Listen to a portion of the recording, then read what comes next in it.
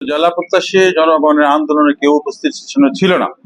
10টা 15 পরবর্তীতে যখন গাড়িটা তালশোর থেকে 10টা 8-এ ছেড়ে আসে, তখন আমাদের কন্ট্রোল নির্দেশে উক্ত ট্রেন ছেড়ে যাওয়ার জন্য থ্রুপাস সিগন্যাল দেওয়া ছিল। ট্রেনটা আউটার ক্রস করার পর ওরা আস্তে আস্তে আসতে শুরু করে।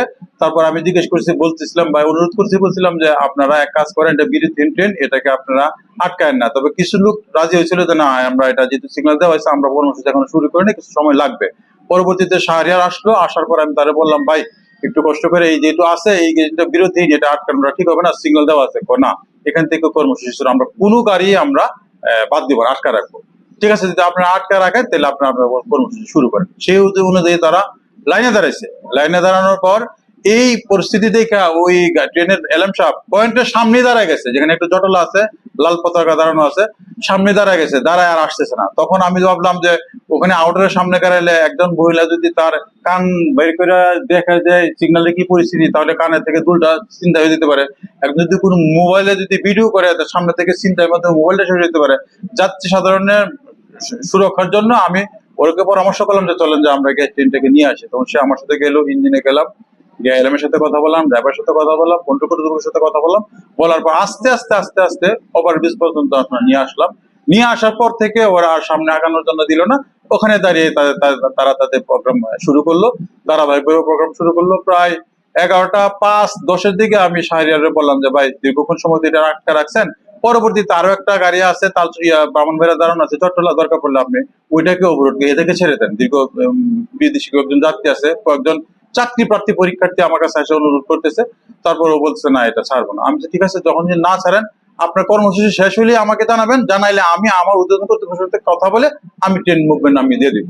এই ঘটনার পরিপ্রেক্ষিতে যখন স্থানীয় নেতৃবৃন্দ সমাজ আসলো, তাদের সাথে কথা বললো, কথা বলার পর তারা একমত হইলো যে না, ঠিক আছে, আমরা জনদুর্ভোগ এড়ানোর জন্য এখন আজকের মতো আমরা রেল অবরোধ প্রত্যাহার করলাম। প্রত্যাহারের ঘোষণা ওরা ইঞ্জিনে উঠে দিল।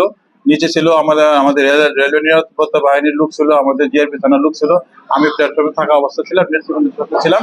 তখন এই কথাটা বলার পর ওরা ঘোষণা দিচ্ছে যে আমাদের প্রত্যাহার হয়েছে, কিন্তু কিছু সংখ্যক লোক সেটা মানে নাই। যেই ওরা ওদের তরফ থেকে, আমাদের তরফ থেকে কেউ ট্রেন ছাড়ার জন্য অনুমতি দেয় না, আমরা ওখানে ছিলামই না ট্রেন পরিচালনার ক্ষেত্রে।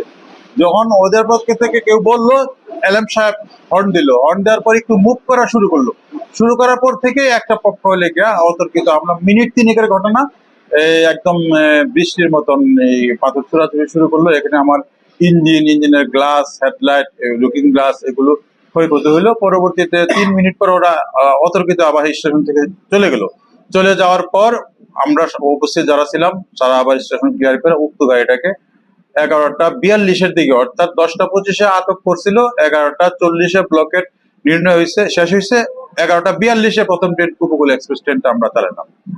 এই ঘটনার পর যখন বিভিন্ন ভিডিও বার্তা থেকে এটা ভাইরাল হলো, আমাদের রেলের ঊর্ধ্বতন কর্তৃপক্ষ, রেলপথ মন্ত্রণালয়, আমাদের কন্ট্রোলিং অথরিটি সবাই দেখলো। দেখার পর উপরোক্ত রাষ্ট্রীয় সম্পত্তির ক্ষয়ক্ষতি এবং যাত্রী সাধারণের মনে ত্রাস সৃষ্টির মাধ্যমে ভয়ভীতি করানোর জন্য একটা অভিযোগনামা রেলওয়ে কর্তৃপক্ষের পক্ষ থেকে ঊর্ধ্বতন কর্তৃপক্ষের নির্দেশে আমার মাধ্যমে জিআরপি থানাতে অভিযোগনামা দাখিল করা হয়। এখানে 100 থেকে আনুমানিক 150 জন অজ্ঞাত পরিচয় লোকের বিরুদ্ধে এই মামলাটা রুজু করা হয়, যা নাকি গতকালকে ওরা বিভিন্ন পদ্ধতির মাধ্যমে লেগে অভিযান চালাইছে। অভিযান চালায় আমার জানা নাই ওরা কোনো লোক ধরতে পারছে কিনা, এটা বাকিটা জিআরপি সব বলতে পারে। অর্থাৎ ঊর্ধ্বতন কর্তৃপক্ষের নির্দেশে উক্ত মামলা রেল কর্তৃপক্ষের প্রতিনিধি হিসেবে, স্টেশন মাস্টার নির্বাহী হিসেবে আমি উক্ত মামলার এজাহারটা দাখিল করি।